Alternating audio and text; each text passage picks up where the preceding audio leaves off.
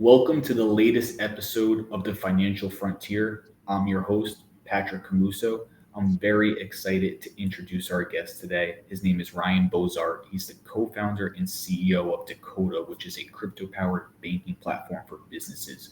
We're going to be discussing Dakota today, along with his perspective on the overall market, as well as the proliferation of stablecoins over the past couple of years. So, Ryan, thank you for joining us today. We're very excited to have you on. Thanks, Patrick. It's great to be here. Absolutely. So, to get started, can you give us a brief introduction? Tell us a little bit about yourself and your background in crypto and Web3 and how you found yourself founding Dakota. Yeah, of course. Ryan, I'm the CEO and co-founder of Dakota. We're a crypto-powered neobank for businesses. Previously led teams at Coinbase and Anchorage. Prior to crypto, spent time at Airbnb and Square, mainly focused on product and scaling financial services. And really kind of through that experience, got kind of pulled into using technology to really empower businesses, but at the end of the day, to really unlock financial and economic freedom for them. A lot of what Dakota does is try to improve on the technology as well as the UX to build those experiences through things like crypto as well as bank partnerships. But at the end of the day, we allow businesses to be able to send and receive payments globally. They can do it without limitations from traditional banks through a number of methods that I'm sure we'll get into, as well as the ability to kind of have a little faster processing payments as well as control over them. And then lastly, really what this all comes and wrapped into is really the ability to kind of modernize the banking stack that we see today. Originally got into it through Square and just trying to serve businesses through financial access and using technology to do that. And that has been more or less the common thread through my career from Anchorage to Coinbase and now Dakota. Very nice. That's a really interesting background, and I do want to get more into that too. So, what is your perspective on the landscape right now as it relates to the banking industry? We've seen these neobanks make significant strides in innovation, but they still face limitations that I believe Dakota may be trying to solve. So, what are some of those key pain points that you're solving compared to more traditional banks? And how is crypto really helping to power those solutions? Yeah, so I think of the banking having gone through several evolutions now, and we're on the third one. So, traditional banking, I call like banking, I'll call 1.0. This is the account that you might have at Chase or Bank of America. Over the last 10 years, we have this idea of neobanks or challenger banks. Largely what this does is it takes an existing regional bank and puts a layer of software on top. So the UX gets better, the support often gets better, but it is the same kind of banking infrastructure under the hood. The bank still is going to decide who can access the services, what services to offer, and is responsible for really all the kind of fund movement. What we're doing now, we're on the kind of start of what I describe as 3.0.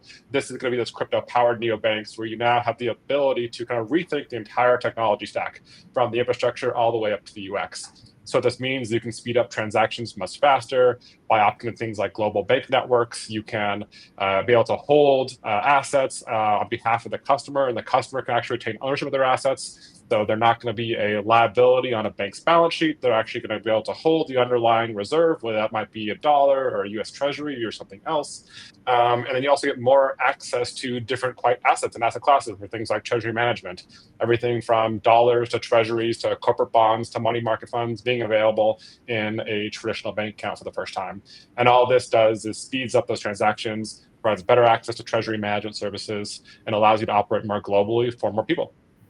Very interesting. So, stablecoins play a pivotal role in Dakota's overall platform and operations. How does that approach help to enhance the user experience and help with things such as self-custody and other parts of the equation?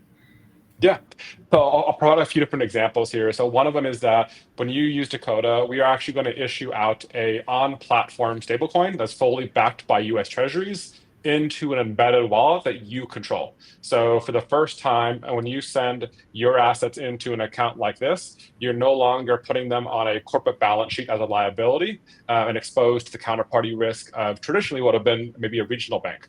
Now you're retaining ownership. The underlying asset of the reserve, in this case, is a US Treasury. So you can effectively think of your counterparty as being the US government. So much higher counterparty quality. Stablecoins are also used for things like faster money movement.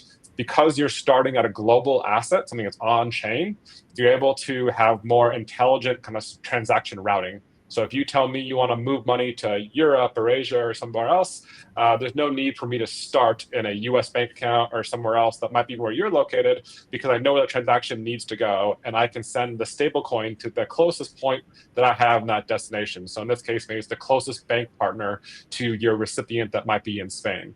And so all of a sudden, we're able to turn what traditionally might have been a 3 to 5 day process, because you're going through several correspondent banks, to make turnaround same day, oftentimes within hours, because it's going to be turned into a in-country transfer or something that is going to happen much, much faster than in a traditional system. It's all done through the routing.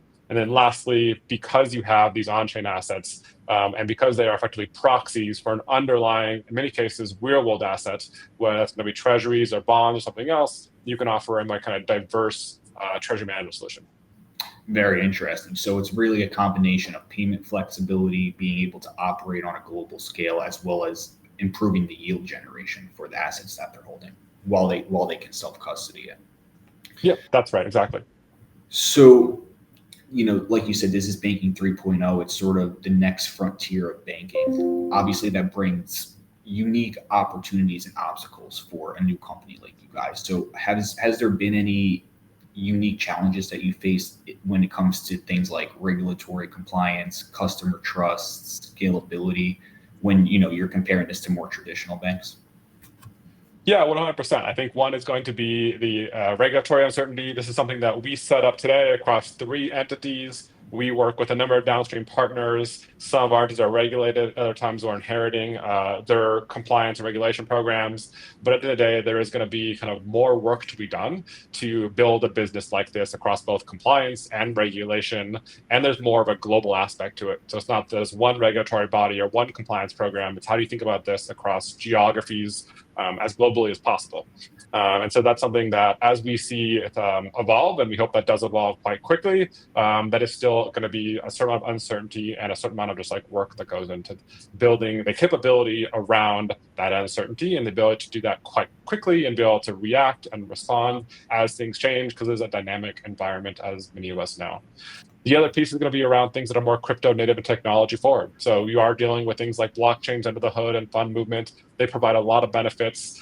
They allow us to have a universal and distributed ledger, which is fantastic. But there's still going to be subject matter experts that are needed to work with those. There's still security implications. You take work to people to build up those skill sets. So we came from building large crypto custodians, and we get the benefit of that. But still, at the end of the day, the kind of security posture to have is going to be very different.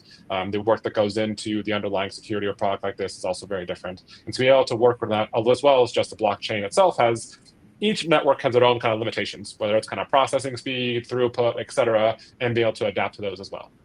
Absolutely. And your background with the previous companies that you worked at, such as Anchorage and others that you mentioned, I think position you very well to sort of deal with these nuances and keep pushing forward and innovating here. So what type of customers are you seeing using Dakota right now? Is it mostly just, crypto natives, or are you seeing somewhat of a mix, and if there is a mix, like what are the key characteristics of the different groups that you're seeing? Yeah, so there is a mix. I might describe them as kind of 3 segments based on size, and inside there we can talk about different industries that are supported. And so we work with small to medium-sized businesses. You could think of these as a good portion of them being crypto native, but a lot of them are just your traditional venture-backed companies working in software and a number of other spaces, hardware, AI, you name it. We also work with traditional brick and mortar companies, though that is a smaller percentage of the overall customer base. The mid-market folks, we work with crypto foundations, we work with more enterprises as well. And then lastly, institutions. So we work with VCs, hedge funds, OTC desks, market makers, folks along those lines. And depending on where you are in this cycle or in this kind of growth path, you'll use Dakota as your bank account, as well as potentially supporting crypto operations if you're going to work in crypto. Very interesting. I think it's interesting that you're not just working with only crypto natives. You are working with, like you said, just some VC-backed companies and even just more traditional companies. So what is the real selling point that gets them onto your platform? Because for the crypto natives, I feel like, they understand the benefits of this much more than maybe the other two groups. So what has really attracted them to the platform?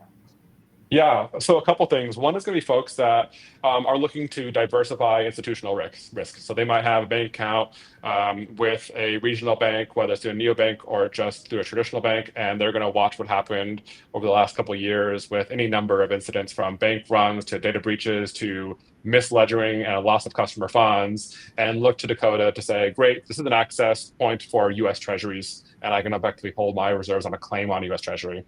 That works for the US companies that are looking to do that, but also for folks outside of the US. We are a global product. It's a way for us to effectively, in many ways, like export the US bank account for those folks. And so they're getting access to a dollar-denominated account, they're getting access to claims on US Treasuries, and they get access to the highest counterparty, if you will. For other folks, be more about global operations, especially as these companies scale and they start to do business across multiple continents and might even have treasuries across multiple continents. This can be incredibly impactful for their own operations, both from a commercial standpoint, but also productivity for their internal teams as they start to work in a more global manner. And some businesses, such as fintechs outside of crypto, just inherently have more global operations, which lend them to being a customer as well.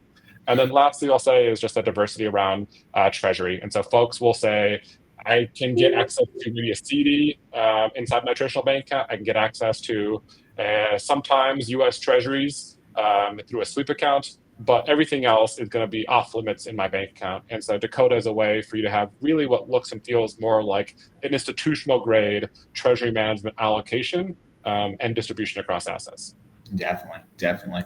So, one point of friction, I think, just in banking in general, is onboarding new customers. Obviously, people have a lot of complaints with traditional banks in that regard. So, what has been Dakota's approach to that? Have you found any ways to streamline the onboarding process to make this more accessible when new people are onboarding, or is it kind of a similar process just due to the underlying nature of everything? Like, how's that work?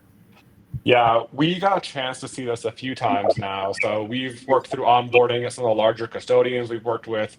We kind of got a chance to see what works and what didn't. And so it was very intentional when we started Dakota that we wanted that experience to be top notch. It was never going to invest in from day one. And so we invested in software and tooling. We invested in the people and the processes. But one of the biggest levers we've had was to invest in education of downstream partners to understand, hey, as we work with downstream vendors, banks, you name it, being able to understand what they kind of look like in these companies, what a foundation looks like, what a startup might look like, how they might kind of be similar or different than what you're used to, and kind of understand and build all the paths around that to make sure it can happen efficiently. Through that, we're able to invest in, I'll take technology and use kind of hosted software to be able to have people complete a KYB, for example, or know your business within minutes. We at Dakota have our own SLA around how quickly we review these things. It's oftentimes within hours, and we also pass that programmatically downstream to a number of partners. And so that allows us to have a much faster turnaround time than what we've seen in the market. On most cases, I'd say folks are getting through in around 48 hours, so around 2 days, and our goal is to bring that to 24 hours. Yeah, that's fantastic. That's a lot quicker than I'm sure most people are used to on other platforms.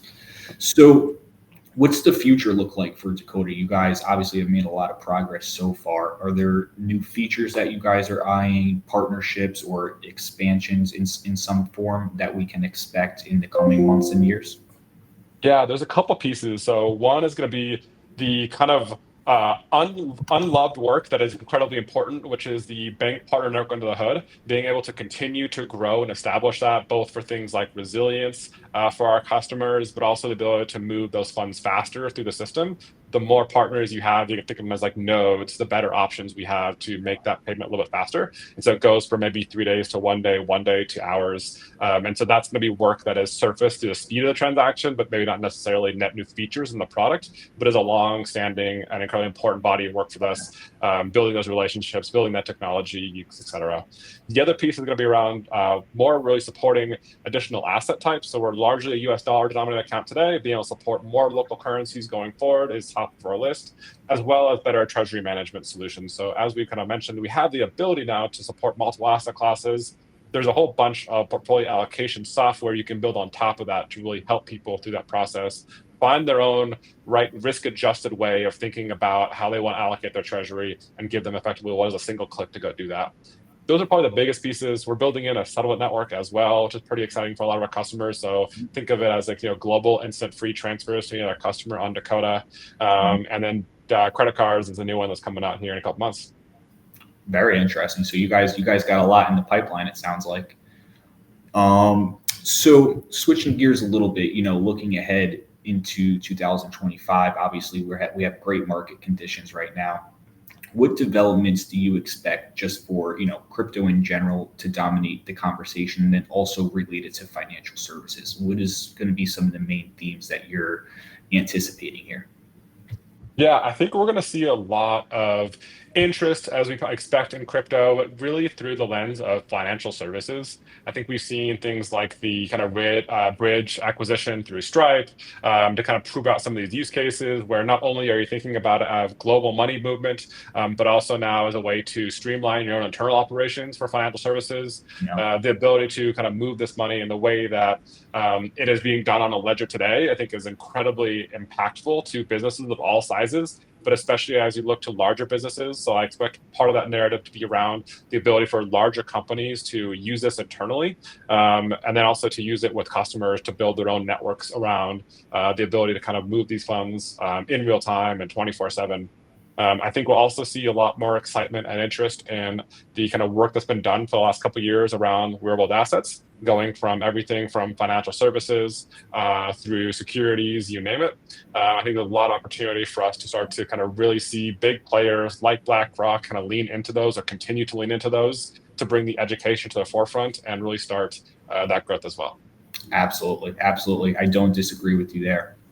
So you've been in crypto for quite some time, and you've worked at several different companies, and now you've founded your own company. On this platform, we have a lot of people that are deep into crypto on the podcast, some that are just getting into it. A lot of them are financial professionals in various capacities, CFOs, CPAs, financial professionals. So, as someone building at the intersection of finance and Web3, what advice would you give someone in this space, especially if they're potentially going to found a company, in terms of just advice on founding the company and then advice on just trying to wrap your head around the whole industry and make sure that you're getting the right pieces of information from, everything that's out there? What sort of advice would you give there? I think one of the most important things, if you're considering founding in this space, is going to be the ability for you to take both like a broad lens on what's happening with crypto and being aware of all things that are moving forward and the progress being made, because it is quite a lot in its own time, but also being able to use with that and choose the time that you spend and be really kind of hyper focused on the area that you need to spend your time on. And so that balance, I think, is incredibly important. As we all know, for any founder, focus is key. But crypto just happens to be one of those industries where things are moving so quickly that you cannot be so myopic that you're not aware of your surroundings and things that are moving. In the last couple of years, we've seen amazing progress, everything from wallet infrastructure to blockchain kind of modulars and development. And so all of those things have potential to impact your business. That is, I think, quite rare when you think about other kind of industries which you could be building in. And so that's probably the top of my list, is being able to find a way where, to your point, you're choosing the right information sources, but you're able to do that through both the kind of focus, but also not being so focused that you kind of lose sight of what's happening around you. And you're able to understand and oftentimes envelop and use the progress that's being made across the ecosystem to help you with whatever you're building. Absolutely. I completely agree with you there. It's such a dynamic space building in Web3 and crypto, and you need to be able to keep your finger on the pulse at a high level, but also not get pulled into 30 different directions and not make any progress with your company. So I think that is fantastic advice. Ryan, I really like what you built here at Dakota, and I'm sure a lot of our viewers are going to as well. So what would be the best way if they want to get in contact with you personally to have a conversation with you? And also if they want to get onboarded onto Dakota, what is the best way for them to reach out to you? For me personally, you can find me on Twitter. It's at Ryan Bozarth _. And for the company, if you're looking to get started, you can visit us at dakota.xyz, open an application, and you'll begin the KIV process. Awesome. Well, I encourage everyone that's watching to reach out to Ryan, have a conversation with him, and definitely check out Dakota. I think what they're doing is a big value add to businesses, especially Web3 businesses that are probably watching this here today. So, Ryan, I really appreciate you coming on as a guest on the Financial Frontier. Maybe you could come back again in the future to give us some updates on some of the roadmap with Dakota as you continue to expand out on these features that we discussed. To everyone that has been watching here today, I really appreciate you taking the time to watch this, and I hope that you took some value from this episode. Until next time, I'm Patrick Camuso, signing off.